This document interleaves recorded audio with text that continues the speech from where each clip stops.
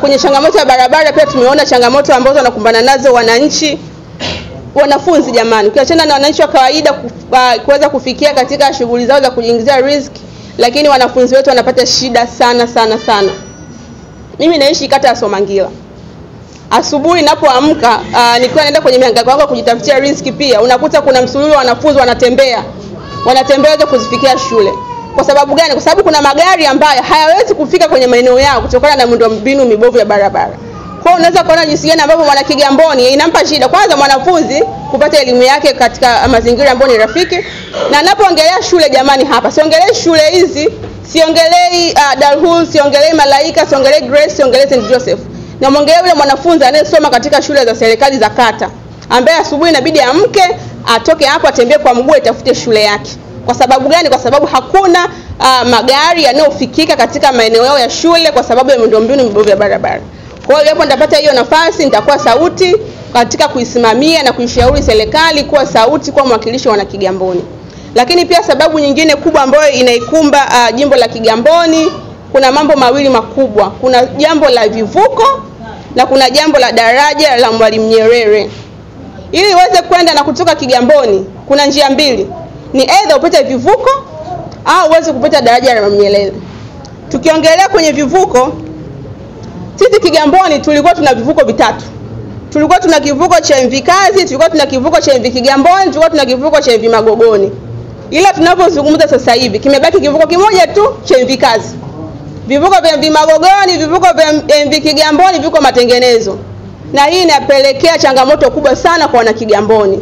Tunafahamu kwamba Azam Marine kwa kutumia SeaTax inavusha wana Kigamboni, lakini mwisho wa siku tunachotaka ni kwamba serikali ina wajibu ya kuvusha wana Kigamboni. Serikali ina wajibu wa kuhakikisha kwamba inatoa huduma muhimu katika jimbo la Kigamboni, ikiwemo huduma ya vivuko. Ni jukumu ambalo serikali haipaswi kuliacha. Iwapo nitapata nafasi, nitapata ridhaa, nitahakikisha kwamba nitakuwa sauti wana Kigamboni kuhakikisha kwamba tunakuwa na vivuko vya uhakika vya kutoka Magogoni kwenda ferry. Na vivuko vya SeaTax jamani, vivuko vya SeaTax ili uweze kuvuka kutoka upande mmoja kwenda upande mwingine unapaswa ulipe shilingi 500. Lakini kwa kivivuko vya Kazi unapaswa ulipe shilingi 200. Mwanafunzi huyu ambaye bado anapata changamoto ya miundombinu ya barabara, akifika pale kama hana shilingi 200, kama hana shilingi 500, ina maana hawezi kupanda kwenye SeaTax. Inabidi asubirie vivuko cha MV Kazi ambacho bado kimebaki ni kimoja.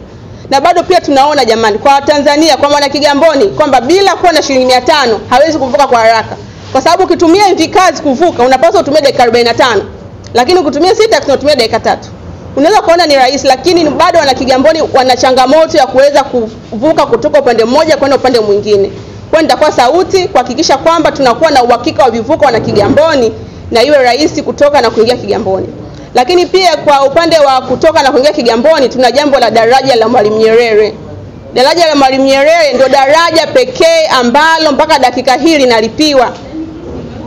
Tofauti na Tanzanite. Tanzanite ni wanapita lakini pia ni daraja. Lakini kwa nini sisi Kigamboni tuendelee kulipa daraja la Mwalimu Nyerere? Kwa hiyo sisi tunapaswa kuwa kama tutapata ridhaa, nitahakikisha kwamba nakuwa sauti ya kuhakikisha kwamba tunakuwa na uhakika wa kupita daraja la Mwalimu Nyerere bila malipo, kwa sababu hatuoni sababu ya kuwa na malipo katika hili daraja. Daraja la Mwalimu Nyerere ni daraja ambalo sisi kwetu ni luxury. Yaani sisi kwetu ni necessity, so luxury. Kwamba ni lazima upite uende urudi. Tofauti na kwamba uamue upite usipite. Kwa hiyo nitakuwa sauti wana Kigamboni kuhakikisha kwamba daraja la Mwalimu Nyerere linapitika bila malipo. Tunafahamu kwamba kulikuwa kuna makubaliano kati ya NCCF na serikali, lakini tunapaswa tuwekwe wazi kwamba haya makubaliano ya NCCF na serikali yamefikia wapi na nini uelekeo wake, ili mwisho wa siku tuwe na uhakika wa wana Kigamboni kutoka na kuingia Kigamboni. Ukiwa na gari kama hauna shilingi 3000 au 4000 ambayo ni hakuna na kurudi, hauwezi kutoka kwako. Haiwezi kwenda hivyo. Kwa hiyo moja wapo changamoto ambayo tunao Kigamboni ni swala la malipo kwenye daraja la Mwalimu Nyerere, ambayo kama nitapata ridhaa ya kuwa mbunge wa jimbo hili nitahakikisha nakuwa sauti ya kusimamia na kuishauri serikali ili mwisho wa siku tuwe na uhakika wana Kigamboni kuingia na kutoka Kigamboni. Ndugu zangu wana Kigamboni, ndugu zangu wa Tanzania, iwapo nitapata ridhaa hii nitakuwa sauti wana Kigamboni katika kutatua kero zilizopo Kigamboni. Nitafanya kazi kwa ukaribu na wananchi. Nitasikiliza changamoto za wananchi kwa ushirikiano wa kweli. Tutaweka mipango ya haraka, ya kati na ya muda mrefu kuhakikisha tunaleta mabadiliko yanayoonekana na sio maneno matupu. Uongozi ni kusikiliza, uongozi ni kushirikishana, uongozi ni kupeana mawazo, maoni, ushauri. Kama tapata ridhaa hii, basi nitashirikiana na wananchi katika kuhakikisha kwamba tunaifikia Kigamboni tunayoitaka. Kiongozi hauwezi ukafanya mwenyewe, lazima ushirikiane na wananchi. Na wote tunafahamu, unapokuwa mbunge, maana yake ni kwamba wewe unaenda kuwa sauti ya wananchi. Hatuwezi kwenda wote bungeni wana Kigamboni, lakini lazima awepo mtu mmoja ambaye yeye atakayekuwa sauti ya wananchi. Kama mtanipa ridhaa, nitakuwa sauti ya wana Kigamboni, mwisho wa siku tuweze kufika katika maendeleo ambayo tunahitaji. Ninaamini kuwa Kigamboni inahitaji kizazi kipya chenye dira, uthubutu na maono mapana pamoja na maendeleo. Nimejifunza, nimejizatiti na nipo tayari kuhimili vikwazo na kuwaletea matokeo ambayo wananchi wa Kigamboni wanastahili.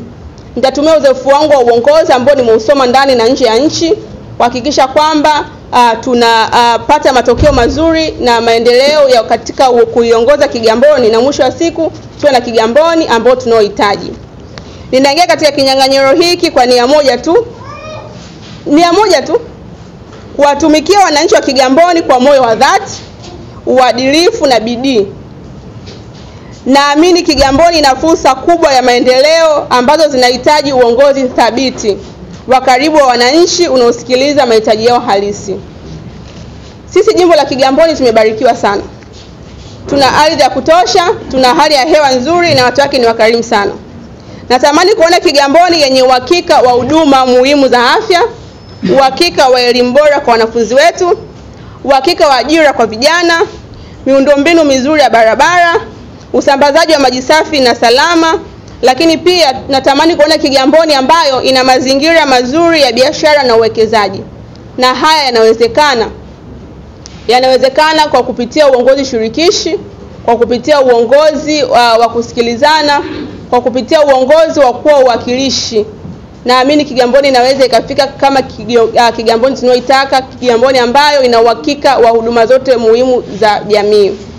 Nitashirikiana kwa karibu na wananchi na wadau mbalimbali ili kutekeleza miradi itakayoboresha ustawi wa Kigamboni kwa vizazi vya sasa na baadaye.